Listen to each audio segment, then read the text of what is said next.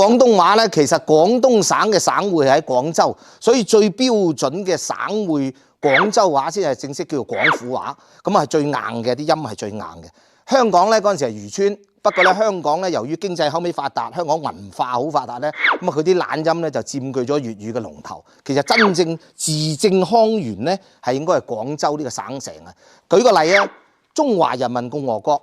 咁如果係正式嘅廣東話、廣州話咧，係有硬邊啊，特別個國字咧，你聽到有稜角音啊。